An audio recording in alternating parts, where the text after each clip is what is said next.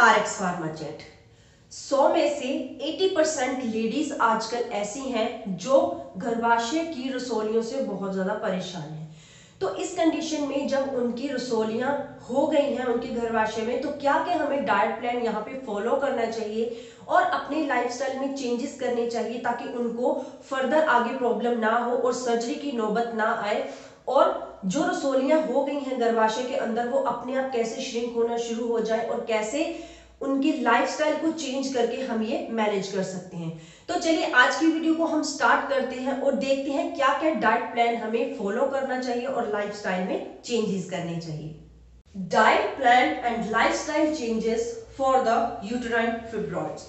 जब गर्भाशय में रसौलियां होती हैं तो लेडीज को बहुत ज्यादा दिक्कतें सहनी पड़ती हैं। फॉर एग्जांपल जैसे उनके जो मेंस्ट्रुअल पीरियड्स होते हैं, मंथली पीरियड्स होते हैं, बहुत ज्यादा हैवी ब्लीडिंग होती है और कई लेडीज को 15-15 20-20 दिन लगातार यहाँ पे ब्लीडिंग चलती रहती है। और जब वो बंद हो जाए तो एक हफ्ते के बाद ही, जैसे 15 दिन के बाद ही उनके पीरियड्स दोबारा से स्टार्ट हो जाते हैं। तो इस कंडीशन में एनीमिया की दिक्कत उनपे आ जाती है। यहाँ पे शरीर में यहाँ पे ब्लड की कमी हो जाती है और एनीमिया यहाँ पे हो जाता है। सेकंड वन यहाँ पे क्या है कि उनकी बॉडी बहुत ज्यादा वीक हो जाती है, टायर्डनेस और चिड़चिड़ापन उनके शरीर में यहाँ पे रहने लग जाता है और उनके यहाँ पे मूड स्विंग्स होने लग जाते हैं, मूड्स चेंज होने लग जाते हैं यहाँ पे। और सेकंड वन क्या होता है, जब उनको मेंस्ट्रुअल पीरियड्स होते हैं तो बहुत हैवी ब्लीडिंग, बहुत हैवी पेन का सामना उनको करना पड़ सकता है। बहुत ज्यादा क्रैम्पिंग उनके पेट में हो सकती है, बहुत ज्यादा ब्लॉटिंग उनके पेट में हो सकती है और उनका जो बेली फैट होता है वो बढ़ने के चांसेस यहाँ पे रहते हैं। उनका जो बेली होता है वो बढ़ जाता है।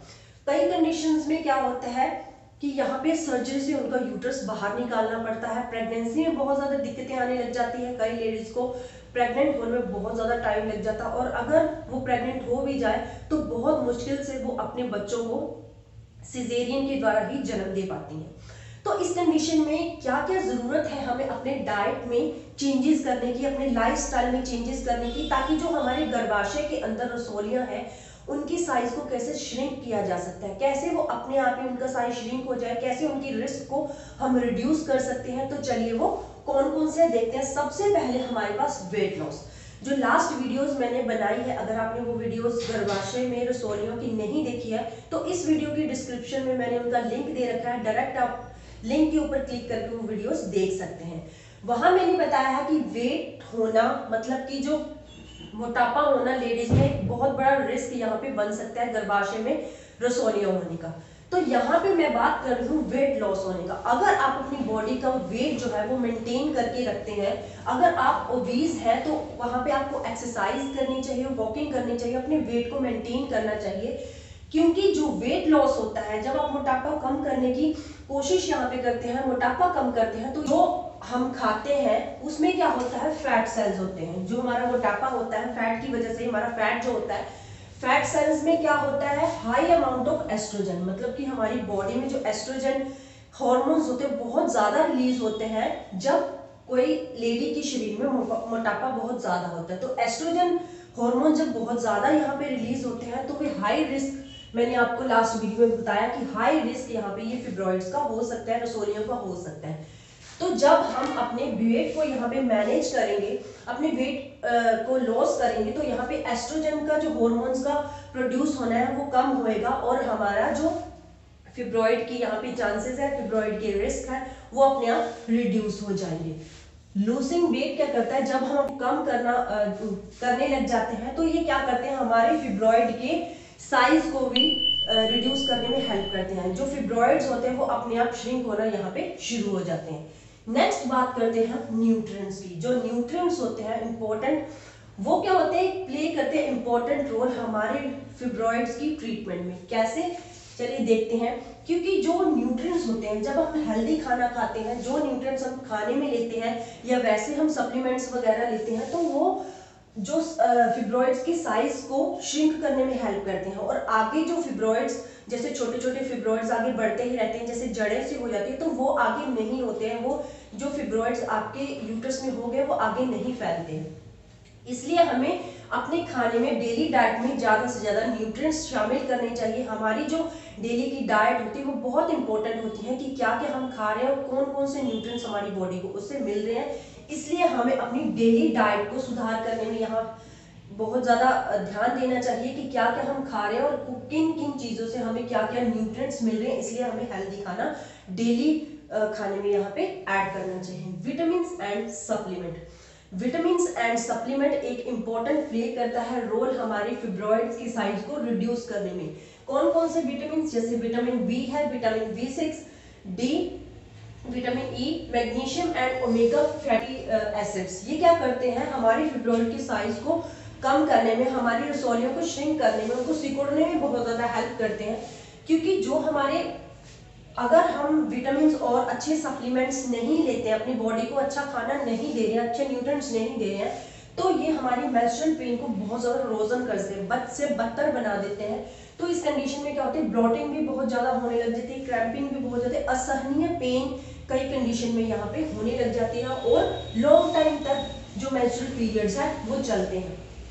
तो इस कंडीशन में क्या होता है, बहुत सारे नंबर ऑफ विटामिन हैं जो हेल्प करते हैं हमारे फिब्रॉइड के साइज को कम करने में, और आगे फिब्रॉइड्स, जैसे जड़ों से फिब्रॉइड्स हो जाते हैं तो आगे फिब्रॉइड ना बढ़े, तो इस कंडीशन में ये बहुत ज़्यादा हेल्प करते हैं। इसलिए बहुत सारे ऐसे फूड्स हैं जिनको हम अपने डेली डाइट में ऐड कर सकते हैं और उनसे विटामिन और न्यूट्रिएंट्स हमारी बॉडी को मिल जाएंगे, जिससे हमारी जो फिब्रॉइड हो रखे हैं हमारे गर्भाशय के अंदर वो अपने आप सिकुड़ना शुरू हो जाते हैं और आगे वो नहीं बढ़ेंगे।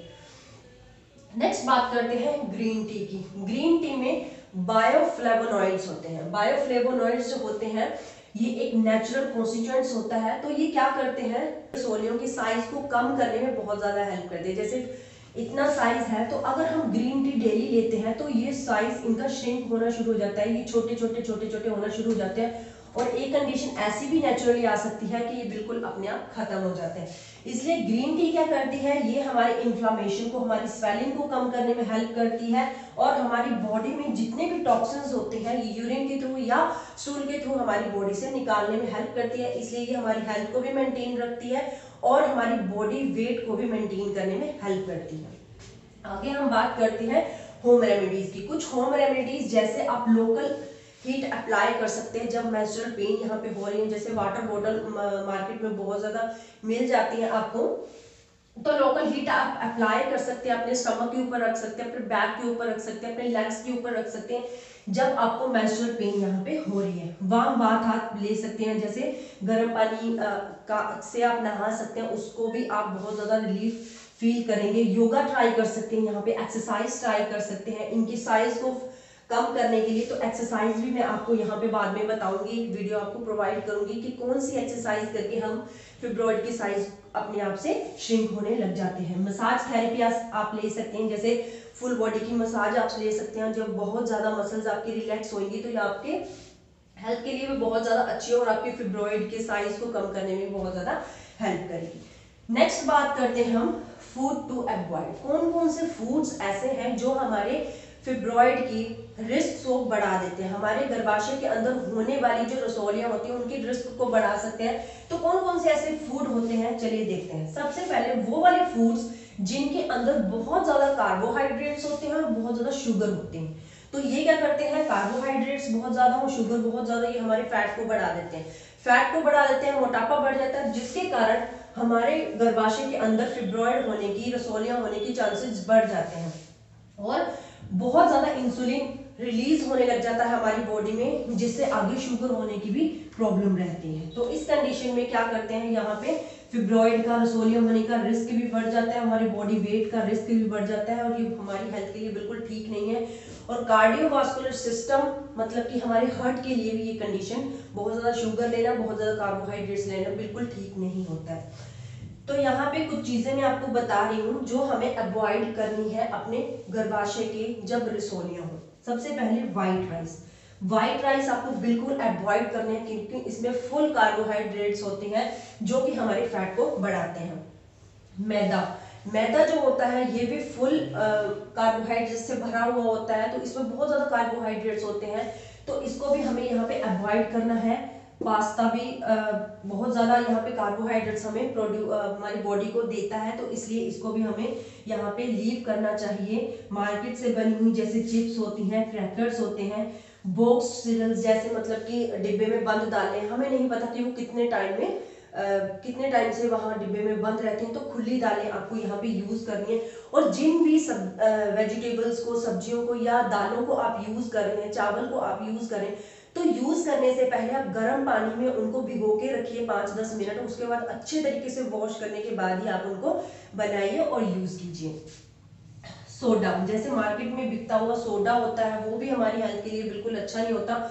उसमें भी शुगर ऐड होती है और उसमें भी कार्बोहाइड्रेट्स होते हैं जो कि हमारी फैट को बढ़ाते हैं और जो हमारे फिब्रॉइड के रिस्क को भी बढ़ा देते हैं। कोल्ड ड्रिंक्स हमें बिल्कुल यूज नहीं करनी है, क्योंकि कोल्ड ड्रिंक्स में आपको पता है ऐसे केमिकल्स होते हैं, ऐसी चीजों से, शुगर से बनाया हुआ होता है जो कि हमारे हेल्थ के लिए बिल्कुल अच्छा नहीं होता। और ये बिल्कुल हाई स्पीड से हमारा जो फैट है ये बढ़ाने में हेल्प करता है। आगे है marketed juice.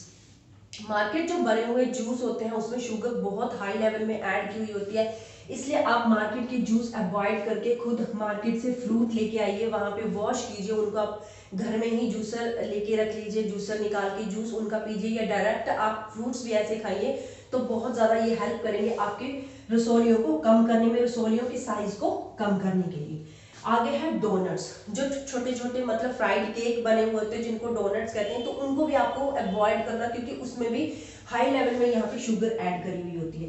Fried and salty food, बहुत ज्यादा तला भुना या साल्टी फूड आपको नहीं खाना है, चटपटा फूड आपको नहीं खाना है, क्योंकि ये क्या करता है, हमारे बीपी को इंक्रीज करता है। बीपी भी मैंने एक रिस्क बताया है लास्ट वीडियो में कि ये भी हमारे फिब्रॉइड, गर्भाशय में होने वाले फिब्रॉइड जो रसोलियां होती हैं, इसके लिए बहुत बड़ा रिस्क हो सकता है।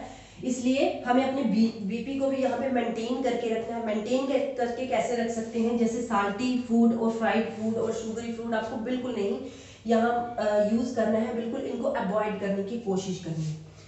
और ये हमारे फैट को भी बढ़ाते हैं जो फ्राइड और साल्टी फूड्स होते हैं, जिससे हमारे कार्डियोवास्कुलर सिस्टम के जो रिस्क होते हैं, जो हमारे हार्ट की प्रॉब्लम्स होती हैं, ये बढ़ जाती हैं। जैसे हार्ट अटैक बहुत ज्यादा आजकल देखे गए हैं कि हर तीसरे पर्सन में सुनते हैं कि उसकी डेथ हो गई है अटैक की वजह से, हार्ट अटैक की वजह से। तो ये रिस्क इसीलिए बढ़ गए हैं क्योंकि जो भी चीजें हम बाहर की यूज कर रहे हैं वो उनमें बहुत ज्यादा शुगर्स होते हैं, बहुत ज्यादा केमिकल्स यूज किए होते हैं, हमें नहीं पता कि वो किस तरीके से बनाए होते हैं।